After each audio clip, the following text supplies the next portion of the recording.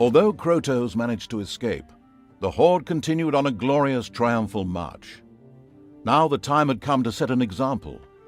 A deed of particularly heinous evilness would inspire the creatures of the Horde to greater things. To this, once the ultimate evil had escaped from the depths, still fettered to the throne, it traveled to wreak terrible vengeance.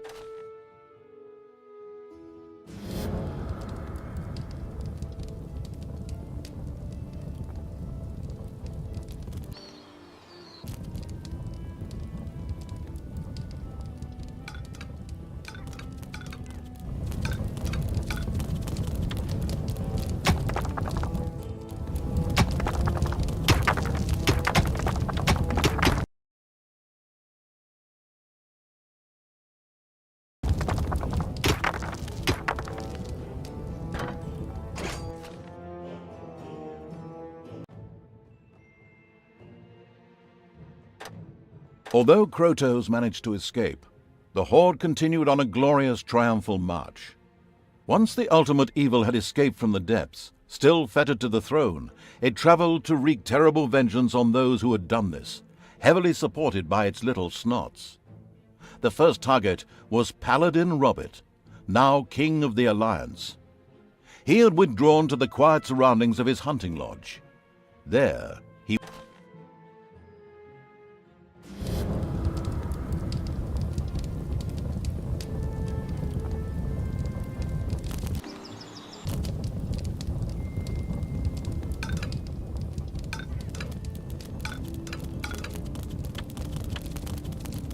The first treasury was completed. Soon greedy evil's little snots would fill it with gold. You know the golden rule, right? Whoever has the gold makes the rules. The warmongering evil had hired the first orc. As ancient wisdom says, violence is a solution, usually the only one.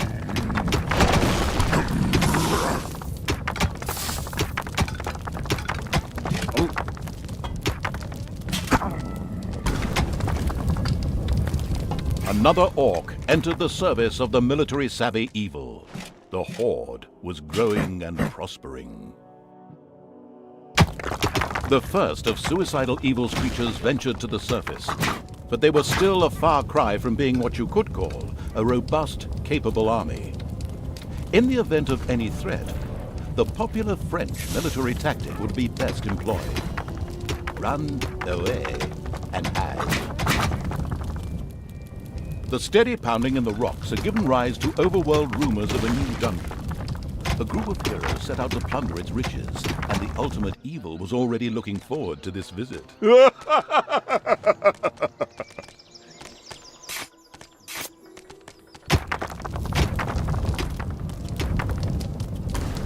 Right now, the restricted evil was only able to call upon orcs and little snots. But there had been rumors that some goblins were hiding out in a cave somewhere close by. The exploratory evil would be short. The heroes didn't know what had hit them, as several orcs bore down from nowhere. The time to attack appeared to be right. On the surface, in the tavern of a small, miserable village, some adventurers gathered. They were acquiring Dutch courage for their visit to the dungeon by downing several beers. The dungeon had to be destroyed.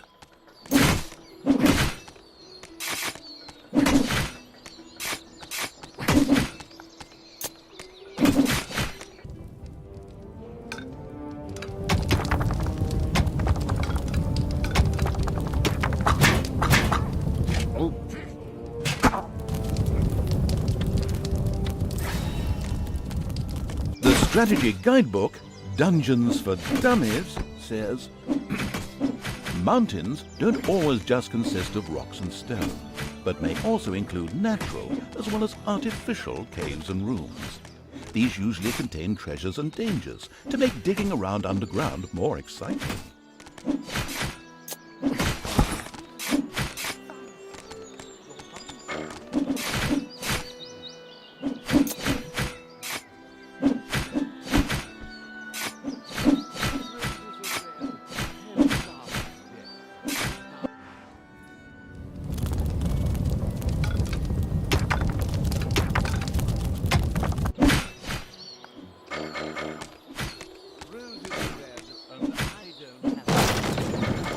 A delicious rumble announced the fact that the village's last house had crashed to the ground. Ha!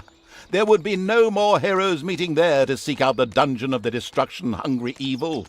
The hunting lodge of King Robert lay in the north. It was there that the ultimate evil would finally get its long-awaited revenge. However, it looked pretty. Maybe it should first visit the cave to the west, inhabited by a clan of goblins, where the cunning evil could do a little negotiating. The goblin leader prostrated himself joyfully before the ultimate evil, and immediately dispatched 2 goblins into its dungeon with a few plans for a new room, a tinkerer's cave. This was built as quickly as possible.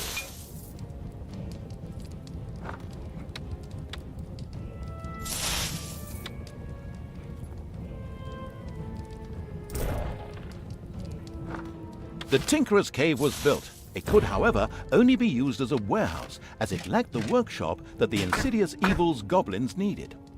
Quick as a flash, Evil placed a creator mat in the Tinkerer's Cave. A sparkling new creator mat graced the Tinkerer's Cave of the expansion-hungry evil.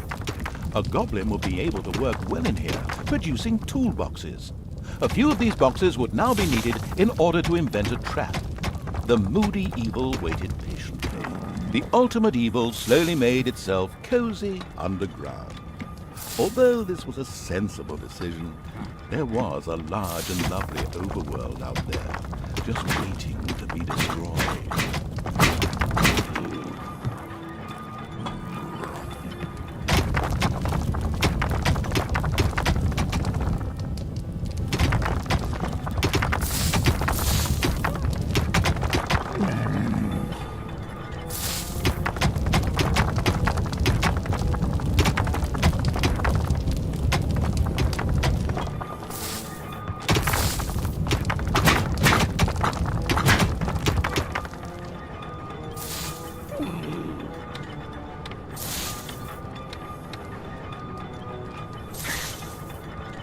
It's payday.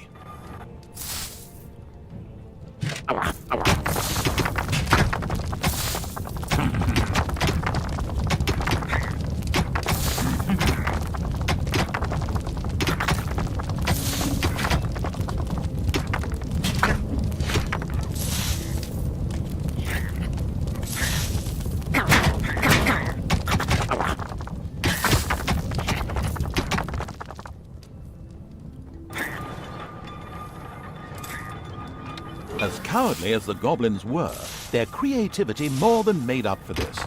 They proudly presented the treacherous evil with their plan for a devious trap. With a silent, evil cackle, it quickly buckled down to setting the trap.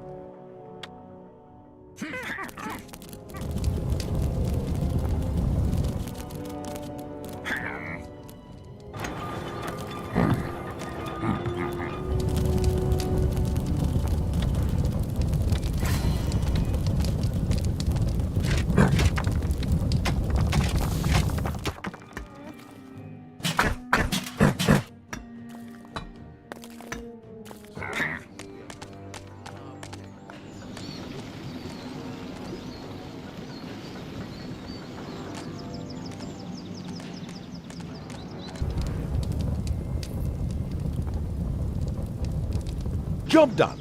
The trap was finished and ready to be found by a hero. This is going to be so much fun.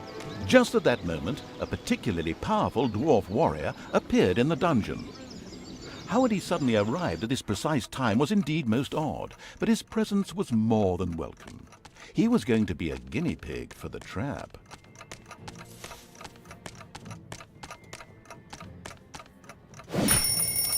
Even this strong dwarf warrior didn't stand a chance against the treacherous traps and powerful monsters of the invincible evil. He bit the dust. So much for a game of dwarves. The dungeon's defenses were now clearly much improved, but the hunting lodge still remained well protected and impregnable. There was nothing that the ultimate evil could do. The task was impossible. So the evil withdrew, bent and broken, let feelings of revenge ebb away, and instead took up looking after those cute, teeny-weeny trees. What are they called again? Bonsai, yes. Pretty unsatisfactory, huh? Of course, that wasn't the end. In reality, the indefatigable evil paid the goblin cave another little visit. The goblin leader would hopefully spit out something useful after a few more slaps. A few hard slaps were enough to motivate the leader of the goblins to help the ultimate evil. As it transpired, there was an old tunnel which had been previously used as an escape route. This connected the goblin cave with the vaults of the hunting lodge.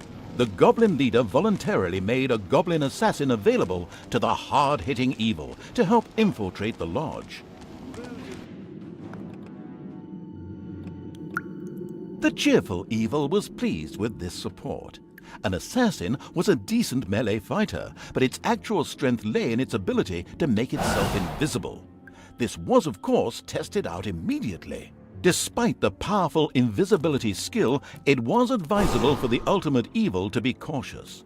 Some opponents had such highly trained observation skills that they were actually able to see.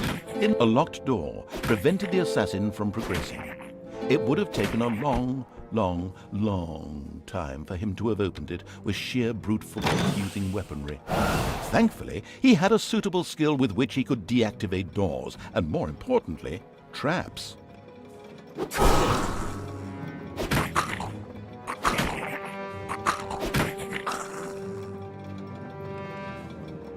The on-the-ball evil recognized that the warrior princess there was extremely powerful. The goblin assassin would be best advised to avoid any contact with her.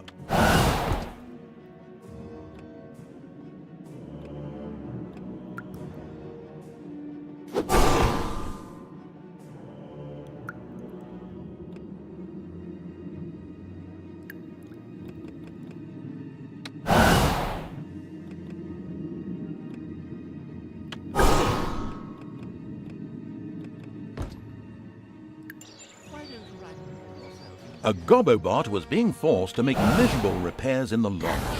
A brief feeling of what it thought might be sympathy passed through this sensitive evil, but this actually turned out to be a mighty belch. Naturally, it would free the useful Gobobot anyway. Elated by the assassin's attempt at rescuing it, the Gobobot joined the horde and succeeded in showing its tormentors a real hot time. Its ability to more or less ignore ranged damage and set fire to large areas would come in very handy.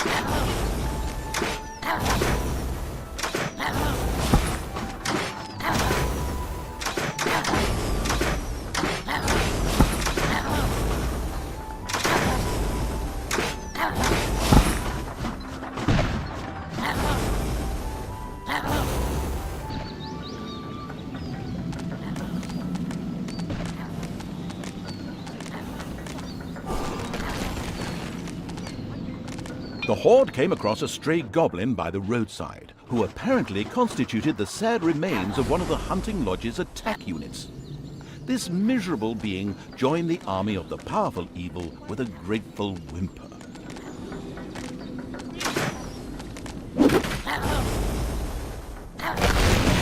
The hunting lodge was completely destroyed. The vengeful evil gave itself a very self-satisfied pat on the back. The time was right to concentrate on King Robert. He was in his renowned garden reciting his much less renowned love poems. The lyrically challenged evil had no time for poetry and would soon make this tangibly clear to him.